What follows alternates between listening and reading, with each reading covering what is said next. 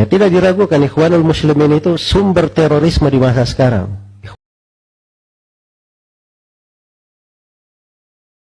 Sampai kemarin saya sempat ditanya, Ustadz, kalau kita membantu saudara-saudara kita di Palestina, berarti kita membantu Ikhwanul Muslimin.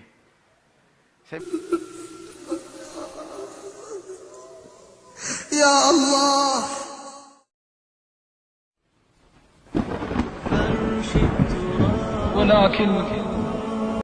Apakah Ikhwanul Muslimin termasuk kelompok teroris? Ya tidak diragukan Ikhwanul Muslimin itu sumber terorisme di masa sekarang. Ikhwanul Muslimin, dari tokoh-tokoh pergerakannya, pemikiran-pemikiran mereka, dari situlah lahir para teroris, orang-orang yang berpemahaman ekstrim. Kalau baca di buku-buku Hasan al-Banna, Syed Qutb, ya, dan siapa yang terkait dengannya, dari situ anak-anak muda itu memahami pemahaman mengafirkan manusia secara umum, ya, atau mengatakan masyarakat-masyarakat yang ada bukan masyarakat Islami tapi masyarakat jahiliyah, mengafirkan secara mutlak orang yang tidak berhukum dengan selain hukum Allah. Ya. Dari pemahaman ini lahir berbagai kelompok. Karena itu tidak diragukan bahwa Ikhwanul Muslimin itu dari kelompok yang sangat berbahaya. Bisa membawa orang kepada pemahaman-pemahaman ekstrim seperti pemahaman terorisme dan semisal dengannya. Karena itu kewajiban atas setiap negeri Islam, pemimpin kaum muslimin, untuk melarang kelompok ini. Iya. Dan untuk berwaspada dari bahayanya. Dan anak-anak muda dari jalan istiqamah itu dia harus hati-hati, jangan masuk kepada pemahaman-pemahaman yang seperti itu. Jangan dekat kepada orang-orang yang terkait dengan hal tersebut. Itu bisa dilihat di pergaulan orang. Ini dia puji buku-buku Ikhwanul Muslimin, dia puji buku-buku Yusuf Al-Qardawi, atau tokoh-tokoh yang sekarang seperti Salman Al-Auda, Nasir Al-Umar, Safar Hawali dan sebagainya. Itu sudah dipahami orang-orang yang berada di garis pemikiran yang menyimpang.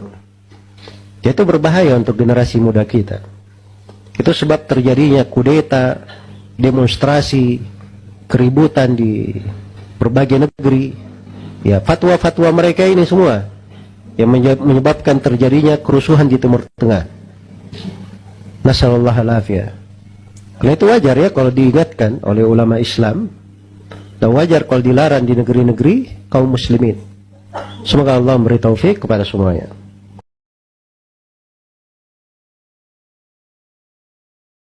Ustadz, apa akidah saudara-saudara kita di Palestina? Kita katakan bahwasanya saudara-saudara kita di Palestina, mereka kaum muslimin, entah apapun manhaj mereka. Sampai kemarin saya sempat ditanya, Ustadz, kalau kita membantu saudara-saudara kita di Palestina, berarti kita membantu Ikhwanul Muslimin. Saya bilang, mau Ikhwanul Muslimin, mau apa, mereka sedang terus mereka dibiarin mati saja. Ya, ini enggak benar, ini cara berpikir seperti ini. Ya. Mereka sedang dibantai, anak-anak sedang dibantai, orang sedang kelaparan, sedang mati, sedang kesakitan. Mereka ikhwan, mereka manusia, bahkan manusia, yang penting manusia. Kita bantu, kita punya hati nurani, orang manusia perlu ditolong. Apalagi mereka muslim, mereka bukan orang kafir. Sampai pernah kejadian waktu gempa di Yogyakarta, saya lihat daftar orang-orang ahlu sunnah yang hendak dibantu. Saya lihat ternyata cuma 6 orang yang hendak dibantu. Yang lainnya nggak usah dibantu. Ini gimana cara berpikir? Ngumpulin duit cuma 6 orang aja karena yang lain ahlul bid'ah. Ya gimana? Mereka mengatakan, sebenarnya mengatakan, alhamdulillah, lihat itu Pondok Jamilur Rahman. Ya, itu karena maksiat akhirnya apa? Ada sebagian rumah-rumah yang hancur. Apa begitu hubungannya dengan namanya musibah mengenai siapa saja? Bahkan justru keajaiban di antara sebagian ikhwan-ikhwan, rumahnya hancur, dia di dalam ternyata ada kayu yang menahan begini.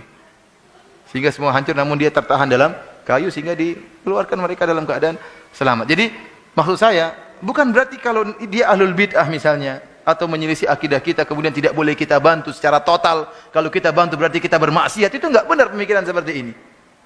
Ya. Bahkan kalau ada orang kafir, misalnya ada orang kafir tabrakan di Masjid Syafi'i, kita bantu nggak? Udah biar tewas saja nih. Yang kita bantu, bahkan orang kafir saya bilang, kecelakaan kita bantu masukkan ke rumah sakit. Apalagi orang Muslim. Ini pikiran manhaj seperti apa ini? Manhaj ngaco seperti ini. Ya. Dibiarin saja saudara kita tewas di sana, ya nggak benar seperti itu. Kan berarti melazimkan haram kan? Kalau kita bantu kaum muslimin di Palestina berarti membantu ikhwanul muslimin. Ini kan berarti haram membantu mereka. Ulama siapa yang berfatwa seperti itu? Ajib, saya heran. Ulama siapa seperti itu? Ulama tidak maksum ya ikhwan. Kalau ada satu orang ulama mengatakan demikian, mana puluhan ulama yang menyuruh bantu? Mana imam-imam haramain yang mendoakan tiap malam mendoakan saudara-saudara kita di Palestina?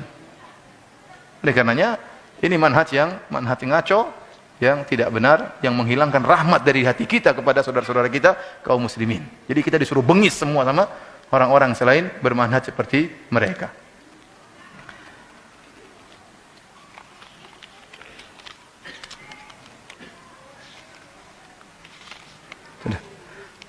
Demikian saja apa yang bisa saya sampaikan pada kesempatan hari ini. Kurang lebih saya mohon maaf, dan saya mohon maaf kepada ikhwan-ikhwan yang banyak bertanya namun saya tidak bisa jawab karena keterbatasan ilmu saya dan kekurangan ilmu saya. Semoga Allah Subhanahu wa taala mengampuni dosa-dosa kita, dan semoga Allah Subhanahu wa taala menolong saudara-saudara kita yang ada di Palestina dan segera memberikan jalan keluar bagi